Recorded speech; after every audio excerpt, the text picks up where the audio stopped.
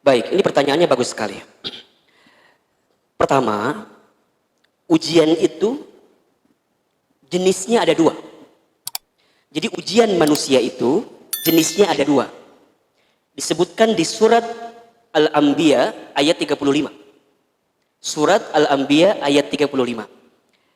Kata Allah, kullu nafsin dha'iqatul maut wa nabluukum bisyarri wal khairi fitnah wa ilaina turja'un. Dua, ujian itu kata Allah, dan kami pasti akan menguji kamu sekalian bisyarri dengan sesuatu yang buruk atau keburukan, wal khairi dan sesuatu yang baik, fitnah sebagai ujian. Saya ulangi ya. Jadi ujian itu bentuknya ada berapa? Dua. Satu, keburukan, sesuatu yang buruk, sesuatu yang sulit, sesuatu yang gak enak buat kita. Atau yang kedua, justru Allah menguji kita dengan sesuatu yang baik-baik, ya, kebaikan, kebahagiaan. Jadi bagaimana Ustadz? Artinya dalam fase apapun, dalam skenario apapun itu semuanya ujian. Selama kita hidup, selama itu kita akan diuji. Teman-teman sehat, ujian atau bukan? Teman-teman sehat, ujian atau bukan? Ujian. Teman-teman sakit, ujian atau bukan? Ujian. Teman-teman lapang hidupnya, ujian atau bukan? Ujian. Teman-teman sempit hidupnya, ujian atau bukan? Ujian. Teman-teman kaya, ujian bukan? Teman-teman miskin, ujian atau bukan? Sebelum nikah, ujian bukan? Kencang betul itu ujian itu ya. Sebelum nikah, ujian. Setelah menikah, ujian. Sudah menikah, belum punya anak, ujian bukan?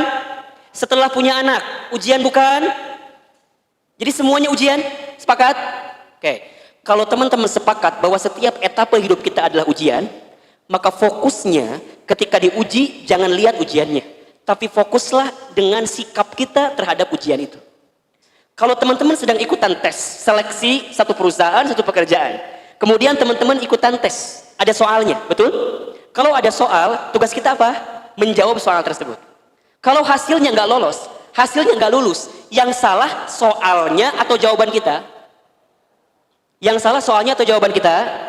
Kalau teman-teman diuji dalam hidup dan teman-teman tidak naik kelas, nggak naik derajat dari ujian yang Allah berikan itu, yang salah ujian Allah atau sikap kita terhadap ujian itu. Paham sampai di sini? Maka nanti untuk melihat ahilman, ujian ini teguran, cobaan atau azab.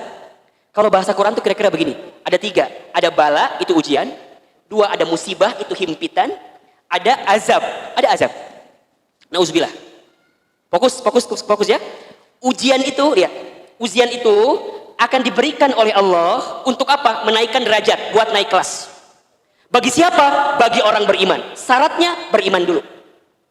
Jadi kalau teman-teman di sini merasa masih ada iman di hatinya, ada iman di lisannya, ada iman di pikirannya, dibuktikan dengan amal soleh, maka kesulitan apapun dalam hidup, ini adalah cara Allah menaikkan derajat kita. Jangan pernah bilang azab. Kan ada yang bilang kemarin ya, oh ini corona ini azab katanya. Nauzubillahi min dzalik.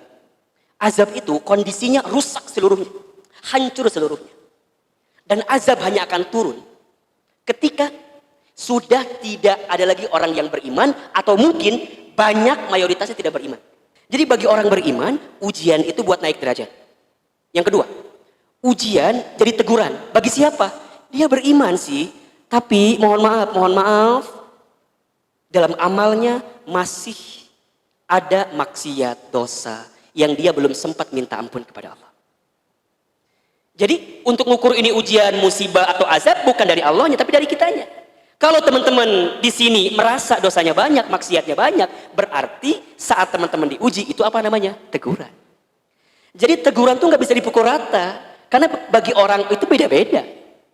Tapi kalau ahilman boleh bilang, ya memang kita ditegur sama Allah, sedang disentil sama Allah. Nah kalau azab, nauzubillah, mudah-mudahan kita tidak. Karena azab hanya berlaku bagi orang-orang yang tidak beriman. Al-A'raf ayat 96. Walau anna ahlal qura amanu wattaqau la fatahna alaihim barakatin minas sama'i wal ard walakin kadzabu fa akhadnahum bima kanu yaksibun. Seandainya penduduk negeri beriman dan bertakwa, maka niscaya aku berikan keberkahan.